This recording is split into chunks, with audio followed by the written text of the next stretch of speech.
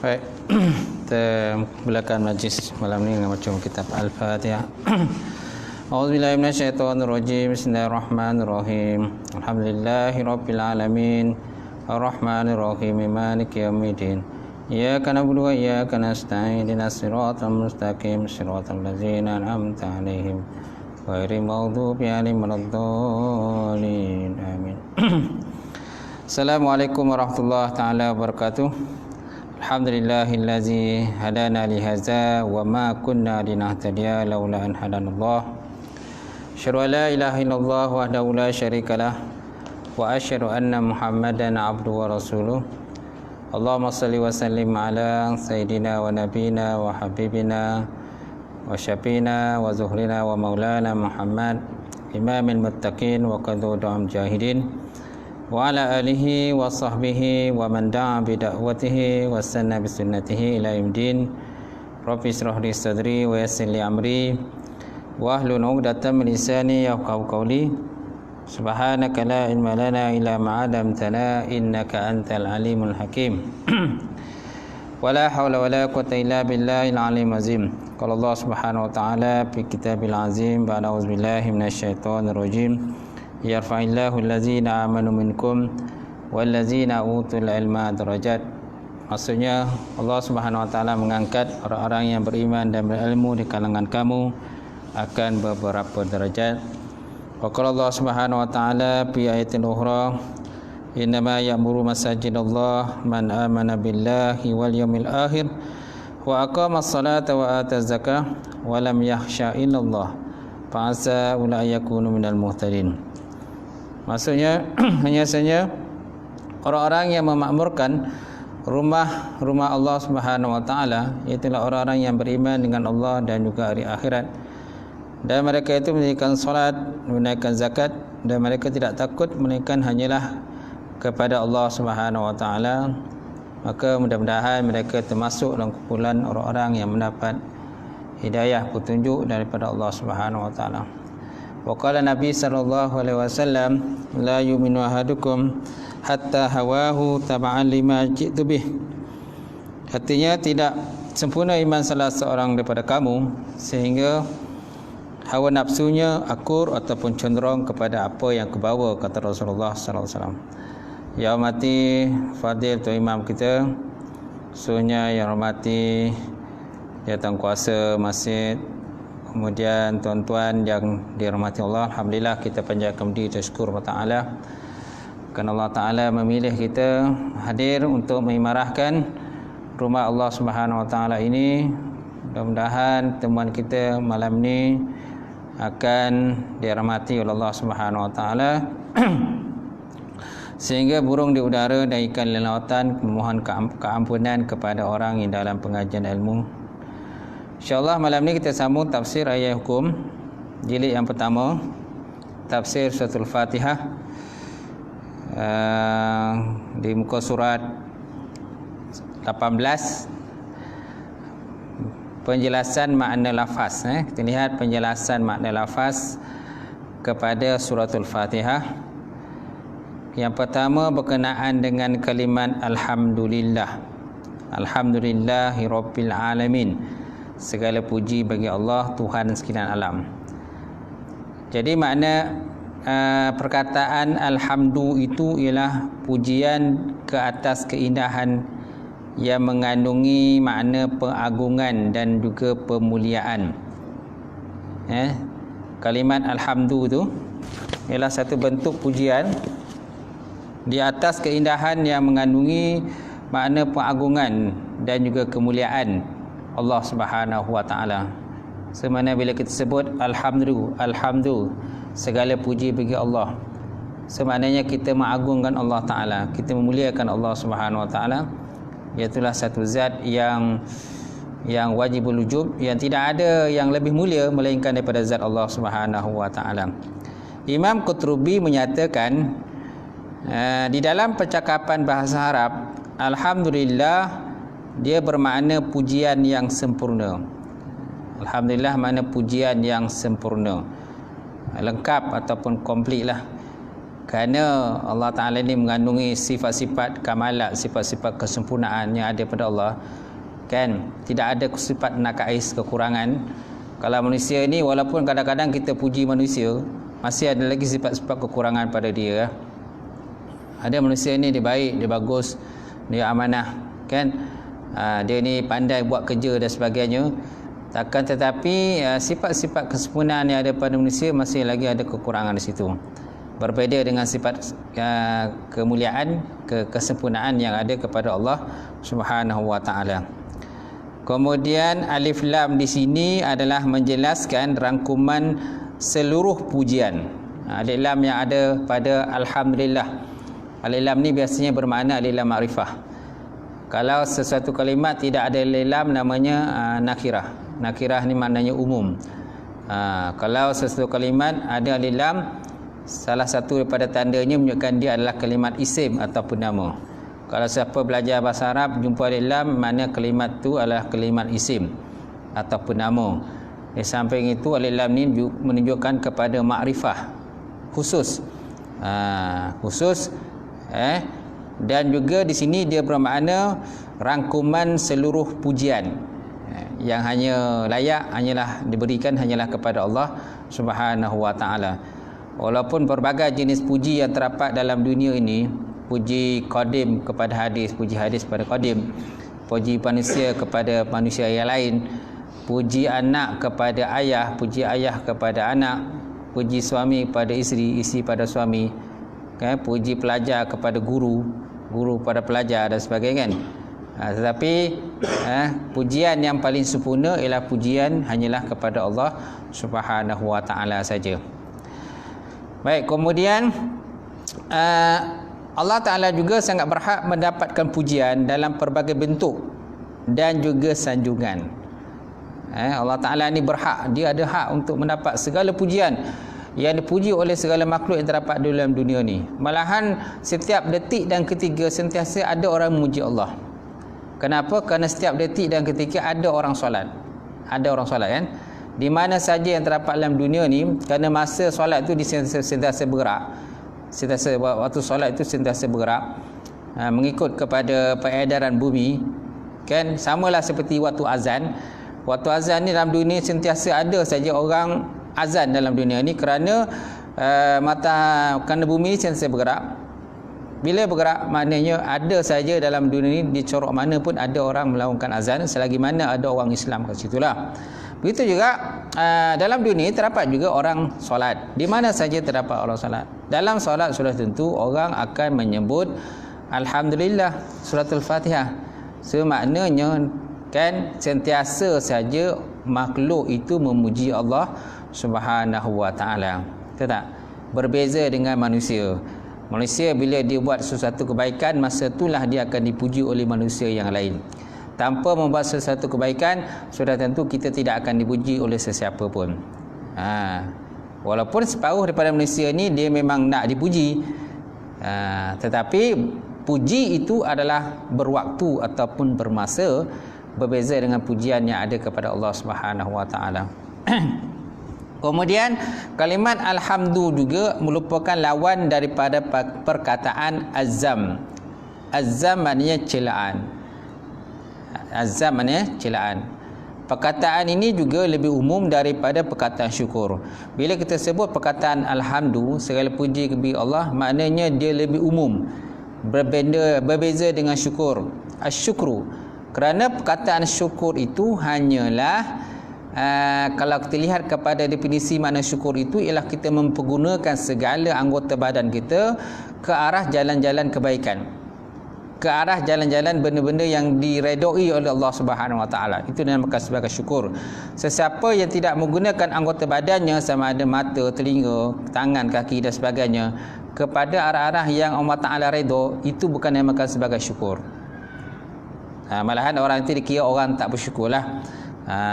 Kalau tak bersyukur, sudah tentu maknanya mereka boleh ditarik nikmat mereka selama bila-bila saja oleh Allah Subhanahu wa taala, sesuai dengan Allah Taala sebut dalam Quran, la in syakartum la azidannakum wa la in kafartum inna azabi lasyadid. Kalau kamu bersyukur, nescaya aku tambahkan nikmatku kepada kamu, dan kalau kamu kufur, nescaya azabku adalah sangat pedih. Itu peringatan daripada Allah Subhanahu wa taala. Jadi perkataan alhamdu, segala puji itu adalah berbeza dengan perkataan syukru. Kerana syukur ini dia lebih khusus.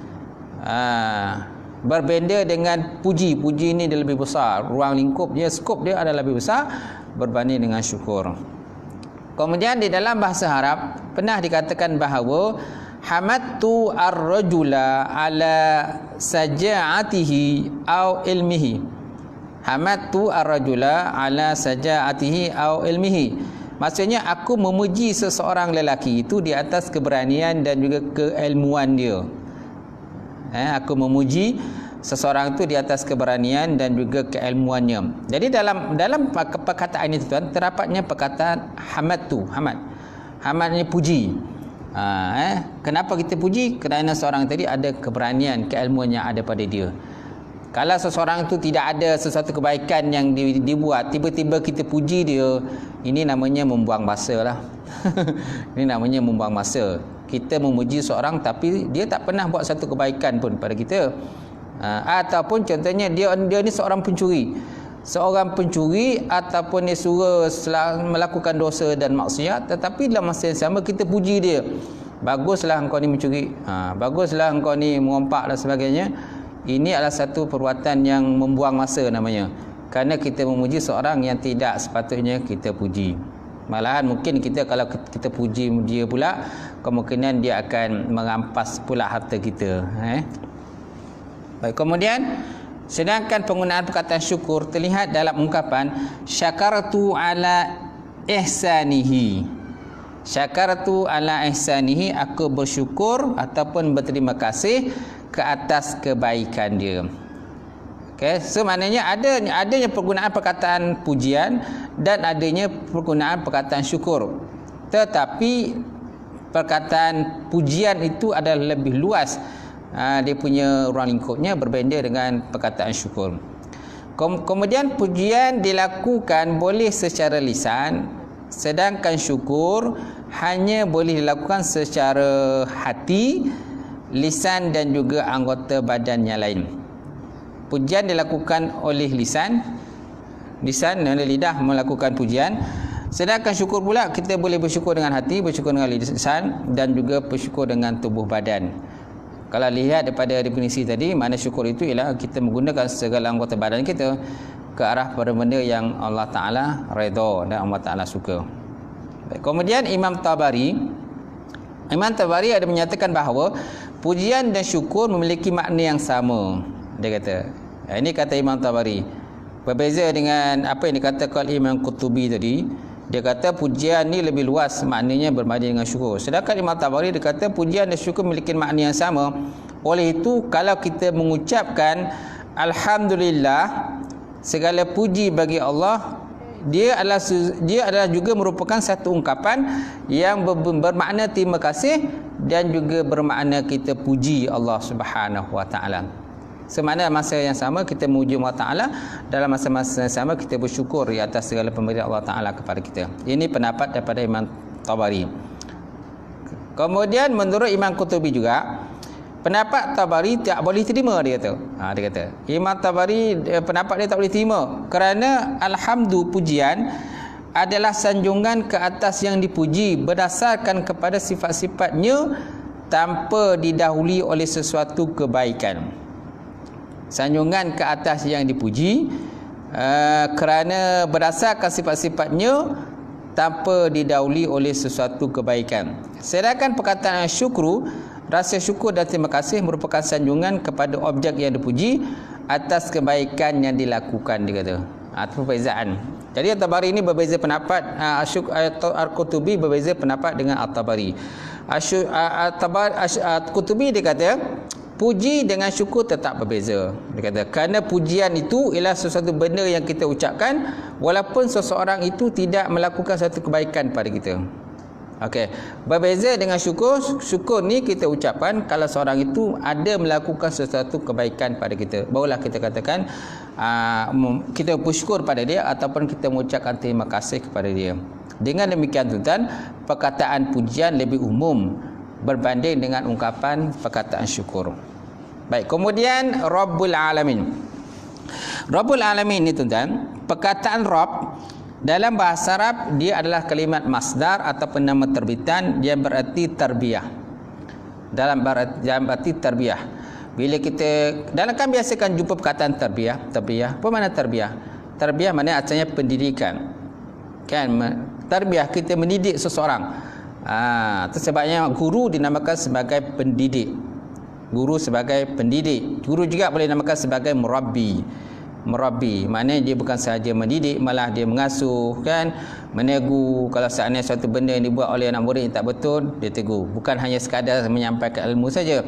Kerana separuh daripada orang faham bila seorang itu hanya sekadar menyampaikan ilmu saja, maka dia sebagai seorang guru. Sebenarnya tugas guru ni sebenarnya ni besar. Bukan hanya sekadar kita menyampaikan ilmu, malah kalau anak murid kita melakukan sesuatu kesilapan dan kesalahan, sepatutnya guru itu menegur, kan, kelakuan yang tidak baik dilakukan oleh anak murid dia. Baik, kemudian jadi perkataan Rabbul Alamin, Rabbul itu dia bererti tarbiyah, didikan ataupun pendidikan, iaitu di sini dia kata pembaikan keadaan orang lain dan juga pengawasan urusannya. Maknanya kita bukan hanya sekadar mendidik seorang tadi, malahan kita menegur dia, kita buat pengawasan. Namanya kalau dalam ilmu tasawuf tu namanya makam muraqabah. Makam muraqabah ni maknanya kita merasa sentiasa diawasi oleh Allah Taala. Tapi kalau dalam konteks ini kita sentiasa merasai bahawa guru tadi mengawasi segala kelakuan dan juga tingkah laku yang kita lakukan. Okey. Kerana apa? Kerana kita memerlukan seseorang yang memperhatikan tingkah laku kita. Kalau seandainya kita tidak ada orang memperhatikan tingkah laku kita, sudah tentu kita boleh melakukan satu benda apa saja kita nak, mengikut pada hawa nafsu kita. Sedangkan benda ini adalah tegah dan dilarang dalam Islam. Walaupun dalam konteks kita ni sebagai manusia bebas melakukan apa saja, malahan kalau kita lihat kepada kita ni sebagai penduduk rakyat Malaysia, kita sebagai rakyat Malaysia bebas melakukan apa saja. Tetapi bebas itu bukan makna bebas secara keseluruhannya tanpa ada batasan agama. Tidak. Bebas, boleh bebas, tetapi kita ada garis panduan agama, kita ada garis panduan undang-undang negara. Tak? Kalau tidak ada undang-undang negara, kalau tidak ada hukum hakam dan sebagainya, maka orang boleh mengambil harta orang lain dengan secara bebas. Orang lain boleh menipu orang lain dengan bebas macam tu je. Orang lain boleh mengambil wang orang lain dengan secara bebas. Kenapa? Kerana tidak ada peraturan undang-undang. Itu juga kalau kita memandu kereta di jalan raya tanpa peraturan jalan raya, kan, sudah tentu kita boleh melanggar orang sesiapa yang kita nak aje. Dan akhirnya mungkin menyebabkan kerugian, boleh menyebabkan orang kata kehilangan nyawa dan sebagainya. Kenapa? Kerana kononnya kita nak bebas. Kononnya kita bebas. Bila dah bebas, kita lantak je lah apa kita nak buat. Tapi kerugian pada diri sendiri dan juga kerugian kepada orang lain. Kenapa? Bila kita aksiden, kemalangan jalan, sudah tentu kereta kita pun nak kena repair juga. Tak? Kemudian kalau orang kita langgar tu mati, kita pun kena tanggungjawab terhadap orang yang kita langgar. Macam tu. Baik, kemudian menurut Al-Hawari, kepada orang yang telah memperbaiki dan ataupun menyempurnakan sesuatu akan dikatakan qad rabbahu. Qad rabbahu maknanya dia telah membaikinya. Okay. Menurut Al-Harawi, kepada seseorang yang telah memperbaiki dan menyempurnakan sesuatu, orang itu dinamakan sebagai qad rabbahu. Qad rabbahu maksudnya dia telah memperbaiki. Semaknanya perkataan Rabb ini juga boleh bermakna memperbaiki. Bukan saja Rabb ini bukan saja bermakna tarbiyah, mendidik seorang, malahan juga dia boleh bermakna memperbaiki dan menyempurnakan seseorang. Perkataan Ar-Rabbaniyun, mungkin kita mungkin tuan-tuan pernah dengar perkataan Rabbaniyun. Okay, perkataan Rabbaniyun juga diambil daripada perkataan Rabb. Rabbul Alamin, kan, Rabb. Rabb juga bermakna Tuhan lah.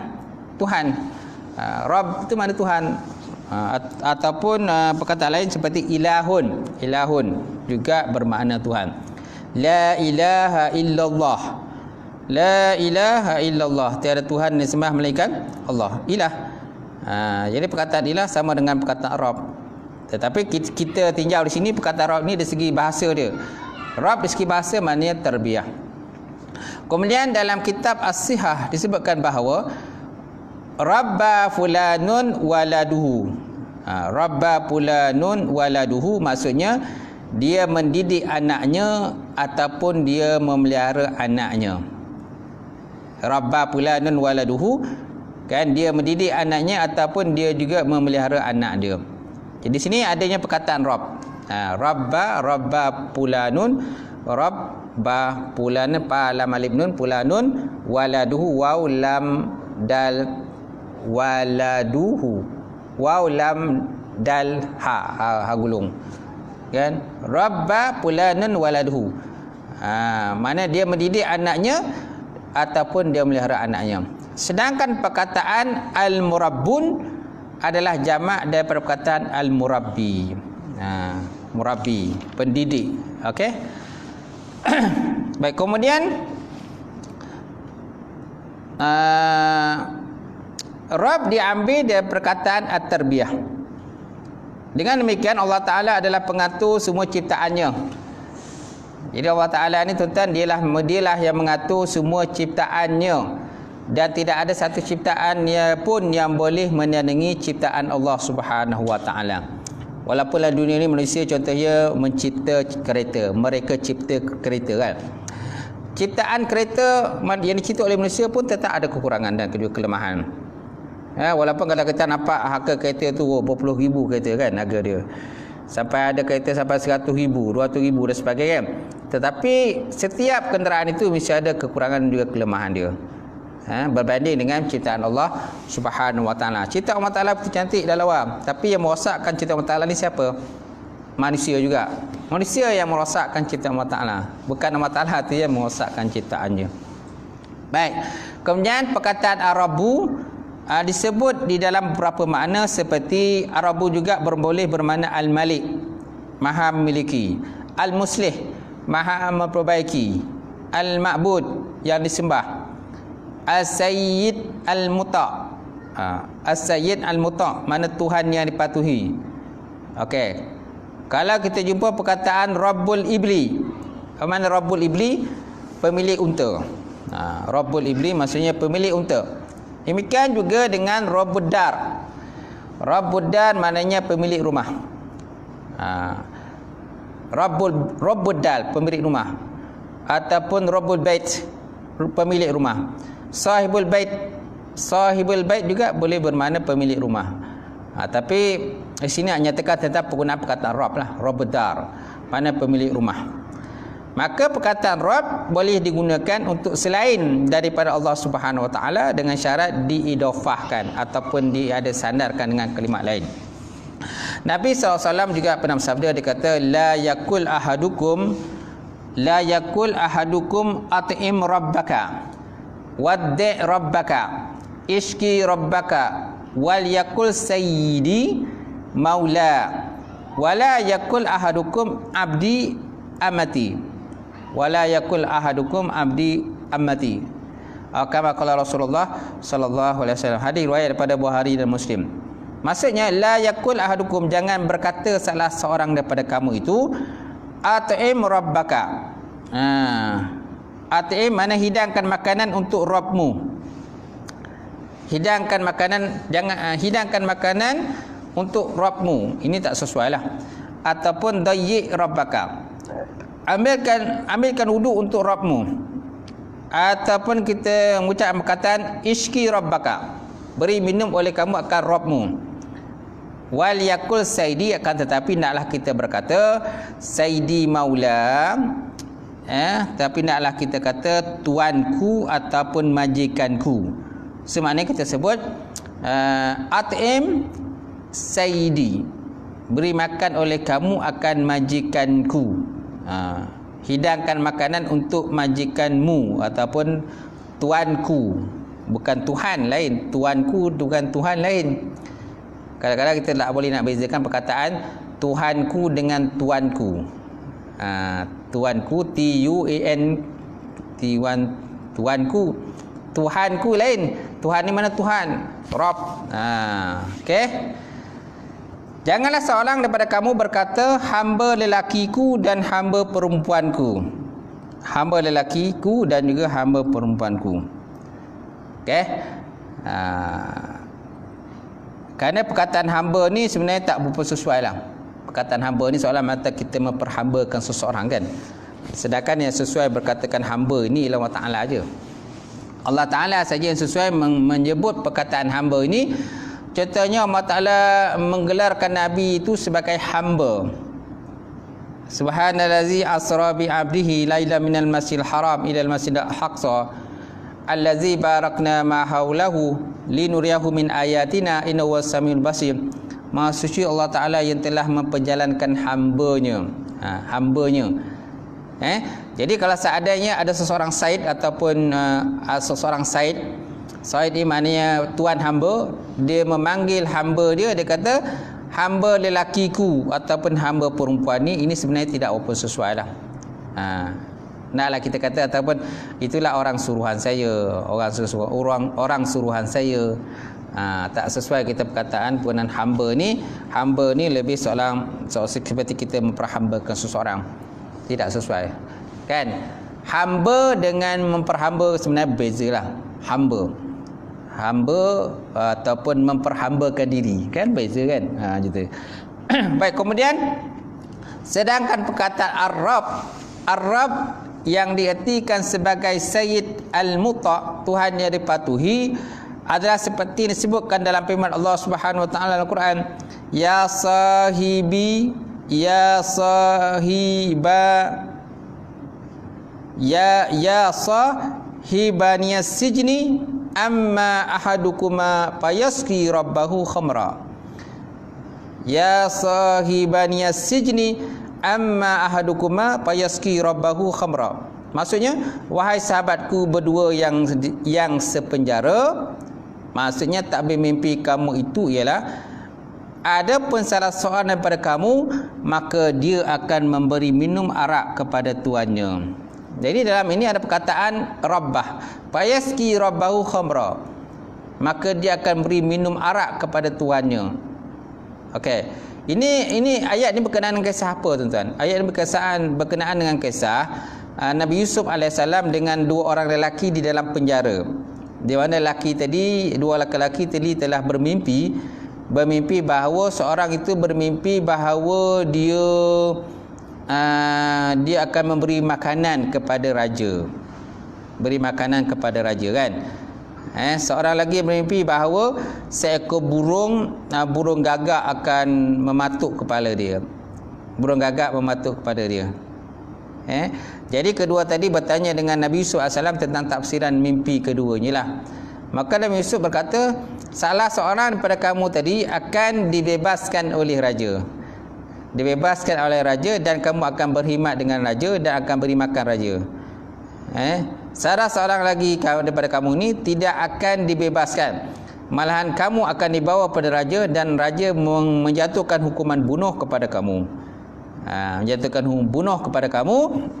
Kemudian cara dihukumkan bunuh tadi, maka orang yang telah ditetapkan hukuman bunuh tadi, maka diperintahkan dibawa ke kawasan lapang dan diikat di kawasan lapang tadi dan dibunuh. Kemudian datanglah orang kata burung gagak dan burung elang sebagainya, dia akan matuk kepala dia lah. Kan? Dan peristiwa ini sebenarnya benar-benar berlaku kepada laki-laki tadi, dua laki-laki, seorang tadi berkhidmat pada raja dan seorang lagi terlepas dihukum bunuh oleh raja lah. Akan tetapi Nabi Yusuf AS berpesan kepada lelaki tadi sebelum mereka keluar dari penjara, naklah kamu pesan kepada raja supaya beritahu pada dia, aku masih berada di sini dan aku mohon supaya keluarkan daripada penjara, kerana sebenarnya aku tak bersalah. Tapi lelaki tadi bila dia dah keluar, dia terlupa mengingatkan raja tentang Nabi Yusuf yang masih terdapat di dalam penjara. Masih terdapat dalam cara. Baik Jadi dalam ayat ini terdapatnya penggunaan perkataan fayaski rabbahu rahamra, maka dia memberi makan arak kepada tuannya. Jadi perkataan rabbahu ni bermakna tuan. Tuan ataupun raja lah. Baik, kemudian tuan-tuan, seterusnya perkataan al-alamin. Al-alamin ialah perkataan dalam bentuk jamak kepada perkataan al-alam. Alamin adalah bentuk jamak kepada perkataan al-alam. Perkataan ini adalah satu isim jenis yang dianya tidak memiliki mufrad, bentuk tunggal. Dia tak ada tunggal. Perkataan Rabbul Alamin ni dia memang jamak. Kerana alam ni dia tak ada mufrad. Rabbul Alamin, dia tidak ada kalimat mufrad. Kerana dalam bahasa Arab biasanya suatu kalimat dia ada kalimat mufrad, kalimat tasniah ataupun kalimat jamak. Mufrad mana satu. Contohnya rajulun. Rajulun satu. Rajulani dua lelaki. Rajulun seorang lelaki, rajulani dua orang lelaki, rijalun banyak lelaki. Kalimat Rabbul Alamin, alamin ni dia tidak ada begitu. Dia tidak ada mufrad, dia tidak ada tasniah. Dia hanya ada jamak saja. Alamin. Kerana dalam alam ni pelbagai bentuk benda yang ada dalam, terdapatnya manusia, terdapatnya binatang, terdapatnya daratan, terdapatnya kata planet-planet, bintang-bintang dan sebagainya. Maka disebut perkataan alam ni sebagai alamin. Tidak ada mufrad dia. Dia terus kepada kalimat jamak. Baik, kemudian tuan-tuan, Imam Ibnu Al-Jauzi menyatakan bahawa perkataan al-alam di dalam bahasa Arab merupakan nama untuk ciptaan sejak awal kewujudan sehinggalah kepada akhirnya. Kata Imam Al-Jauzi, dia kata perkataan alam ni, dia kata dia adalah daripada bahasa Arab. Dia adalah merupakan satu kalimat yang bermakna sesuatu ciptaan sejak awal kewujudannya sehinggalah kepada akhirnya. Dinamakan sebagai alam. Cuma alam berbeza. Kita ada alam janin, kita ada alam janin, alam dunia, kita ada alam roh, kemudian kita juga ada alam kubur, dan kita juga ada alam akhirat. So makna itu juga dinamakan sebagai alam, dia kata. Itu juga dinamakan sebagai alam, walaupun alam kubur. Walaupun sebagai alam, contohnya ada satu alam lagi nama alam malakut ataupun alam jabarut, yang mungkin kita pernah dengar perkataan alam jabarut kan, kemudian alam akhirat dan sebagainya. Semua itu juga dinamakan sebagai alam juga, kalau ikut pada definisi Ibnu Al-Jauzi, dia kata.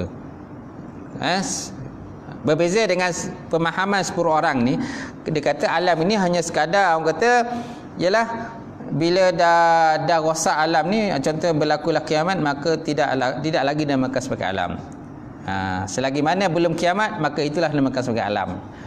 Itu ta'arif yang berbeza lah gitu. Baik, kemudian sedangkan menurut pakar logik, al-alam adalah nama yang menunjukkan semesta alam yang ada terdapatnya seperti falak, langit, bumi dan apa sahaja yang ada di antara mereka. Apa saja yang ada di antara mereka, tuan-tuan. Baik, kemudian semua yang ada di semesta ini menunjukkan adanya Tuhan yang membuatnya, sekaligus pengatur Tuhan yang bijaksana. Semua yang ada yang terdapat dalam alam ini, semuanya semesta ini namanya alam lah. Dan alam ini ada yang mengatur dan ada yang menguruskan. Ada yang mengatur dan ada yang menguruskan. Kalau tidak ada yang mengatur dan menguruskan, sudah tentu akan rosak alam. Ataupun contoh ada dua Tuhan. Ada dua Tuhan akan rosak alam. Apalagi kalau ada lebih banyak Tuhan. Kerana bila ada Tuhan, masing-masing akan menunjukkan kuasa dia. Masing-masing akan menunjukkan kuasa dia. Dalam satu rumah mesti ada, contohnya mesti ada satu orang ketua saja. Tak boleh ada dua orang ketua, kan? Dalam satu rumah mestilah ada seorang ketua. Contohnya ibu kaum bapa. Bapa adalah ketua dalam satu rumah. Kalau ibu pun nak jadi ketua, jadi akhirnya bergaduh. Akhirnya bergaduh dan juga belah. Akhirnya berpecah, bercerai dan sebagainya, kerana masing-masing nak tunjukkan kuasa dia. Kan, isteri nak tunjukkan kuasa dia dan suami pun nak tunjuk kuasa dia, maka akhirnya bertembung dua kuasa akhirnya berlakunya perbalahan, pergaduhan dan perceraian dalam rumah tangga. Itu juga dalam negara. Dalam negara mesti ada seorang saja ketua negara. Kan tak boleh ada dua orang ketua negara, maka akhirnya akan rosak negara, berarti ini perbalah-balah. Kalau ada dua, contoh kalau ada dua pemimpin, kena tahu jugalah orang kata bidang kuasa masing-masing. Kan contohnya kita ada agung dan kita ada PM kan. Masing-masing dia boleh katakan sebagai ketua negara. Tapi walaupun ada dua ketua negara, tetapi masing-masing kena tahu bidang kuasa masing-masing. Jangan yang si A nak campur urusan si B, si B pun nak campur urusan si. Jadi akhirnya akan terjadinya pergaduhan, perbalahan, dan maka rosaklah negara itulah. Itu kalau saya terdapat ada dua pemimpin dalam sesuatu negara lah, itu. Tapi biasanya satu negara tu sama ada ketua negara, presiden, Perdana Menteri. Nampak tak? Dalam satu negara bila ada seorang saja, maka senanglah nak menguruskan dia. Baik, kemudian Al-Farad dan Abu Ubaid menyatakan bahawa Al-Alam adalah ungkapan yang merujuk kepada orang yang berakal, dan mereka ada 4 kategori, 4 golongan, iaitulah manusia, jin, malaikat dan juga syaitan. Tetapi ia tak digunakan untuk haiwan. Ini kata-kata daripada Al-Farad dan juga Abu Ubaid. Dia kata alam ni mestilah dia adalah satu ungkapan menunjukkan kepada sesuatu orang yang punya akal. Satu benda yang ada akal, seperti manusia. Manusia ada akal lah, walaupun ada sebagai manusia tak menggunakan akal dia. Kemudian golongan jin ada akal, malaikat ada akal, syaitan pun ada akal juga. Walaupun syaitan dia menggunakan akalnya kepada benda-benda yang tak elok, mengajak manusia kepada benda-benda yang dilarang ataupun ditegah oleh Allah Subhanahu Wa Taala, tetapi syaitan pun ada akal juga. Dia akal juga. Kalau pemikiran manusia itu sama seperti pemikiran syaitan, yang mana manusia itu menggunakan akal benda yang tak elok, samalah seperti syaitan. Maka syaitan, kau ni ikut pengaruh syaitan lah. Kenapa? Kerana syaitan buat fikir satu benda yang tak elok, maka dia pun fikir ikut satu benda yang tak elok. Baik, kemudian tuan-tuan, sebagai ulama berpendapat bahawa semua jenis ciptaan termasuk alam. Ini sebagai ulama dia kata semua jenis ciptaan, sama ada berakal ke tak berakal, tetap dinamakan sebagai alam. Sama ada jin ke, malaikat ke, burung ke, tumbuh-tumbuhan ke, benda padat seperti batu, kayu, kan, adalah juga merupakan alam. Jadi Rabbul Alamin mencakupi semua jenis tadilah. Sama ada berakal ke, tak berakal ke, kan, benda keras ke, benda jamit ke, benda cecair kan. Apa benda cecair? Seperti air. Air adalah benda cecair kan. Air, batu adalah benda yang keras, jamit. Semua itu adalah ciptaan Allah Subhanahu Wa Taala. Manusia boleh juga meniru. Manusia hanya boleh meniru je lah. Itu pun tidak sempurna benda-benda yang ditiru oleh manusia. Contohnya manusia mencipta robot. Manusia mencipta robot kan. Ada robot yang kadang-kadang boleh menangis dan boleh tersenyum pun ada. Tetapi hakikatnya robot itu masih lagi jauh berbanding benda yang dicipta Allah Ta'ala, itulah manusia. Itulah manusia kan. Robot ialah satu benda yang canggih lah Allah Ta'ala ciptakan, manusia ciptakan robot ni. Tetapi dia mesti adalah dia punya bateri dia, mana mesti ada punca kuasa dia. Punca kuasa dia bateri. Kalau bateri tak ada, maka robot pun tak berfungsi. Dan robot tidak boleh berkahwin. Robot tak boleh berkahwin sebagaimana manusia. Bila boleh berkahwin, bila manusia berkahwin, maka dia akan mempunyai anak. Kalau ditakdirkan dia dapat anak, maka dapat anak lah. Kemudian anak dia tadi akan bertambah dan anak membesar dan sebagainya. Kemudian akhirnya anak berkahwin pula. Maka robot yang tadi, manusia tadi, dia akan jadi tua pula. Nampak tak? Berbeza dengan robot. Robot walaupun canggih ciptaan tadi, robot tetap juga tidak boleh berkahwin. Tidak boleh berkahwin kan.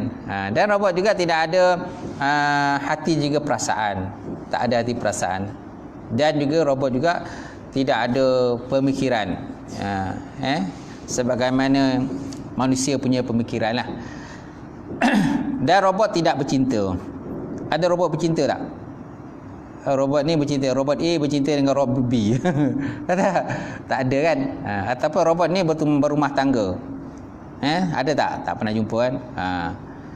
Baik, kemudian Ar-Rahman Ar-Rahim.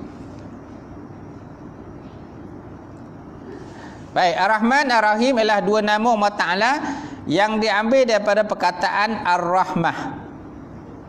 Ar-Rahman Ar-Rahim, Maha Pemurah lagi Maha Penyayang ni tuan-tuan. Dia diambil daripada perkataan Ar-Rahmah.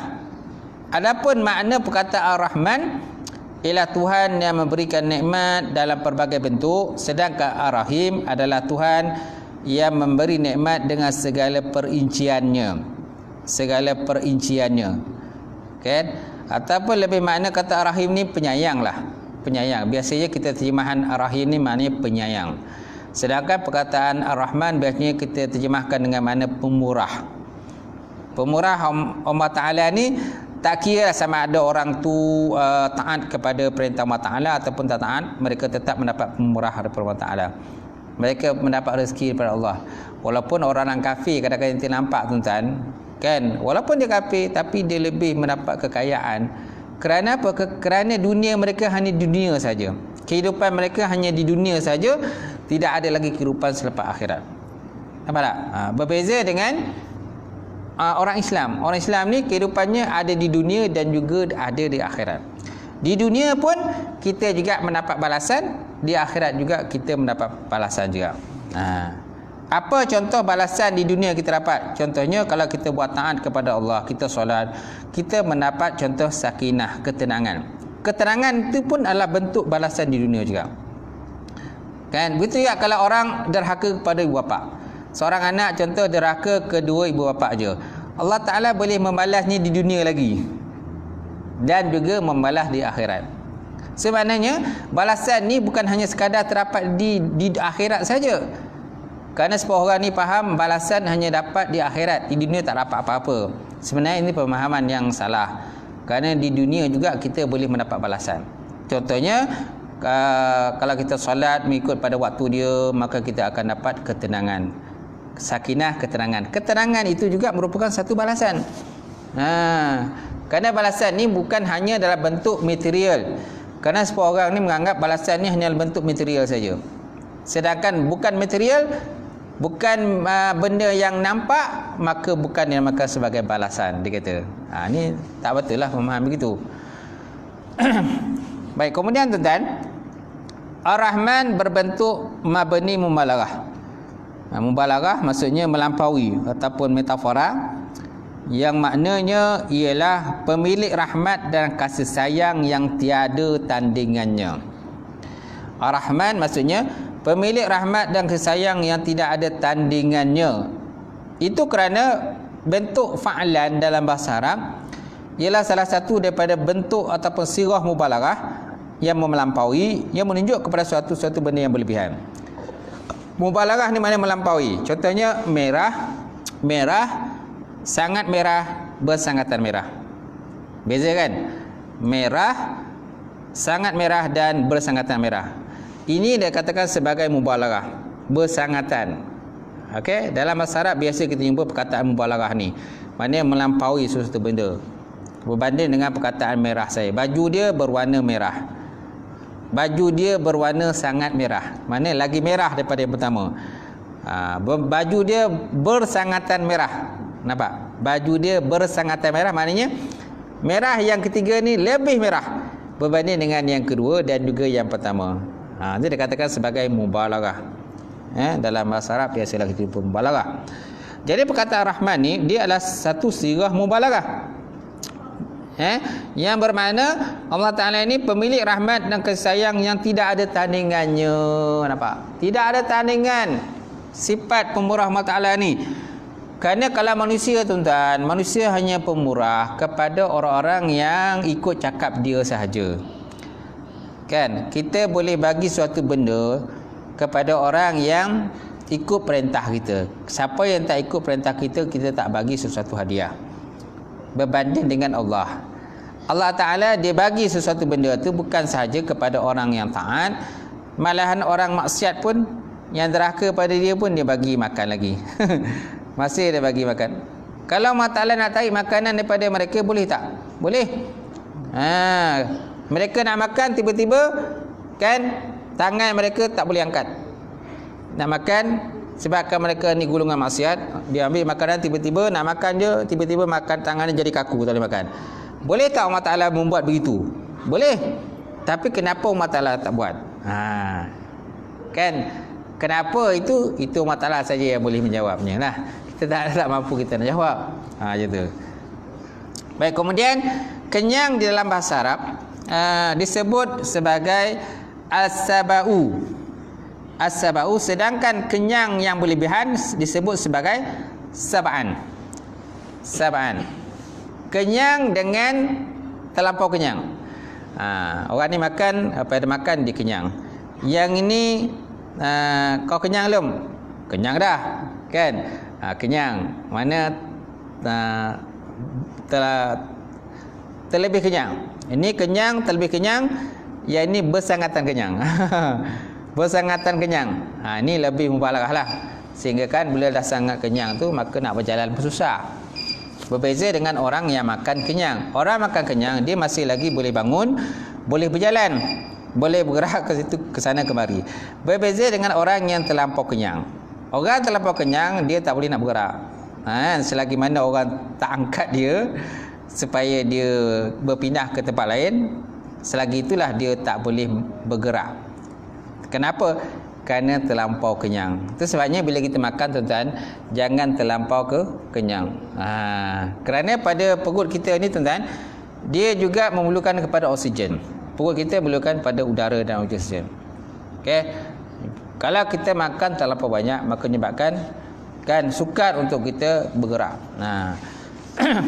Dan otak kita pun kurang berfikir. Kemudian Al-Katabi menyatakan bahawa Ar-Rahman berarti pemilik rahmat yang menyuruh, yang memberi rezeki kepada semua ciptaannya dan juga kemaslahatan mereka. Semua ini mencakupi orang-orang mukmin ataupun kafir. Nampak? Sama ada mukmin kafir mendapat daripada Ar-Rahman SWT. Kemudian Ar-Rahim. Ar-Rahim ni nama khas, digunakan untuk menunjuk kepada orang mukmin. Sebagaimana disebutkan dalam Al-Quran, wa kana bil mu'minina rahima.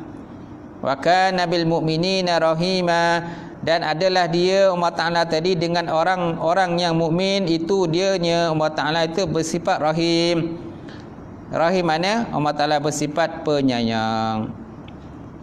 Wa kana bil mu'minina rahima. Okey? So maknanya sifat Ar-Rahim hanya dikhususkan kepada orang beriman sahaja. Orang yang tidak beriman tidak mendapat rahim daripada Allah Subhanahu Wa Taala, malah mendapat murka dan juga laknat daripada Allah Taala pula. Kemudian tidak boleh memberikan nama Ar-Rahman secara mutlak kepada selain daripada Allah. Contoh, kalau kita nak letak nama anak kita Rahman, kita letak nama cucu kita Rahman, tanpa ada disandarkan kepada kalimat yang lain. Contohnya Abdul Rahman. Boleh tak? Tak boleh. Tak boleh. Kita mesti letakkan di permulaannya Abdul Rahman, barulah sesuai. Tak boleh kita letak Rahman saja. Berbeza kalau kita meletakkan nama anak kita Rahim tanpa penggunaan kalimat Abdul Rahim. Tak ada penggunaan Abdun. Boleh tak? Boleh. Boleh. Berbeza dengan Rahman. Kalau Rahman mesti ada Abdul Rahman. Kalau Rahim tak ada Abdun, letak Rahim saja nama anak kita. Boleh tak? Boleh. Kerana Nabi sendiri pun pernah digelar dengan Rahim. Contohnya ayat laqad ja'akum tu. Laqad ja'akum rasulun min anfusikum azizun 'alaihi ma 'anittum harisun 'alaikum bil mu'minina raufur rahim. Bil mu'minina raufur rahim. Nampak? Laqad ja'akum rasulun min anfusikum, sungguh telah datang kepada kamu itu rasul yang ianya adalah terdiri daripada golongan kamu juga, min anfusikum, azizun alaihi ma, azizun alaihi ma, dan sangat merasa belas kasihan. Azizun alaihi ma, sangat berasa belas kasihan di atas apa yang kamu tanggung. Sangat prihatin terhadap apa yang kamu tanggung. Azizun alaihima harisun alaikum bil mu'minin, serta Nabi tadi sangat menginginkan supaya kamu itu beriman. kepada Allah Subhanahu wa taala. Harisun alaikum bil mu'min raufur rahim. Lagi dianya Rasul tadi bersifat rauf, kata lagi memaafkan. Kemudian rauf lagi, kemudian rahim. Rauf maknanya perasaan Nabi bersifat belas kasihan serta kasih sayang. Raif serta kasih sayang. Semaknanya dalam ayat ini Allah Ta'ala menggelar Nabi dengan penggunaan perkataan Rauf Ar-Rahim. Rauf maknanya belas kasihan dan juga menyayangi kepada orang-orang yang beriman. Rauf Ar-Rahim. Nampak tak? Semaknanya boleh digunakan perkataan rahim kepada manusia. Rahim kepada manusia. Tetapi biasanya kita akan meletakkan Abdul Rahim. Kebiasaan begitu. Tapi kalau tak letak Abdul Rahim boleh tak? Boleh, tak ada masalah. Kerana dia berbeza dengan kalimat Ar-Rahman. Kemudian Imam Qurtubi menyatakan bahawa jumhur ulama pendapat bahawa Ar-Rahman khas milik Allah Ta'ala dan tidak boleh menamakan seseorang dengan nama tersebut. Ar-Rahman adalah milik Allah Ta'ala dan tidak boleh menamakan seseorang pun dengan nama tersebut kecuali dengan disandarkan perkataan Abdun. Allah Ta'ala juga pernah berfirman dalam Al-Quran, Qulidu Allah awidur Rahman. Qulidu Allah awidur Rahman. Katakanlah Muhammad, serulah nama Allah dan serulah nama Ar-Rahman. Sikit lagi ya. Kemudian Allah Ta'ala juga berfirman, Aja'anna min dunir Rahman alihatan yu'badun. Pernahkah kami memberi hukum menetapkan sebarang Tuhan untuk disembah selain daripada Allah Ta'ala yang Maha Pemurah? Di sini juga terdapat perkataan Rahman. Kemudian ada seorang lelaki bernama Musailamah Al-Kazab. Musailamah Al-Kazab ni, dia ni seorang lelaki mendakwa dia sebagai Nabi selepas daripada kewafatan baginda Rasulullah sallallahu alaihi wasallam. Dia menggelarkan dirinya sebagai Rahman Al-Yamamah. Rahman Al-Yamamah. Dia menggelarkan dirinya begitu. Akhirnya dia ditimpa keburukan pada dirinya. Tiba banyak berlaku benda-benda yang buruk kepada dirinya kerana dia menggelar dirinya sebagai Nabi palsu, dan dia juga menggunakan title ataupun gelaran Rahman Yamamah. Rahman maknanya pemurah daripada Yamamah. Tapi akhirnya dia ditimpa berbagai keburukan yang ditimpakan oleh Allah Subhanahu Wa Taala, tuan-tuan. Habis pembahasan kita malam ni, insya-Allah akan datang kita sambung lagi Yaumuddin pula. Tafsiran kepada Yaumuddin. Wallahu a'lam bissawab wa ilaihi marji'ul ma'af, insya-Allah. Baik, kalau ada pertanyaan daripada jemaah, kalau ada.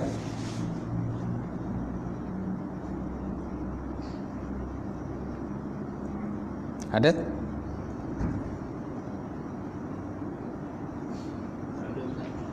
Tak ada? Okey.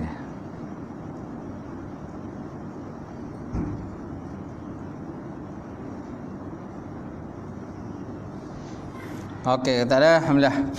Auzubillahi minasyaitonir rajim. Bismillahirrahmanirrahim. Alhamdulillah wassalatu wassalamu ala asyrofil mursalin wa ala alihi washabbihi ajmain. Allahumma zidna ilman nafi'a wa yaqina as-sadiqa wa lam taqabbala rizqan halalan mubarakatan katsira. Wasi'ana fataya alimna wa lana qulubana bi nuri ma'rifataka wa ta'ala. Allahumma faqina bidin, Allahumma faqina bidin, Allahumma ijma'na hadza jam'al marhuma wa tafarruqana min ba'di tafarruqan mas. Rabbana iftah bainana wa baina qaumina bil haqq wa anta khairul fatihin. Rabbana faghfir lana dzunubana wa kaffir 'anna sayyi'atina wa tawaffana ma'al abrar. Rabbana atina fid dunya hasanah wa fil akhirati hasanah wa qina azabannar. Subhana rabbika rabbil izzati amma yasifun wa salamun alal mursalin. Taqabbalallahu minkum minna minkum taqabbal ya karim.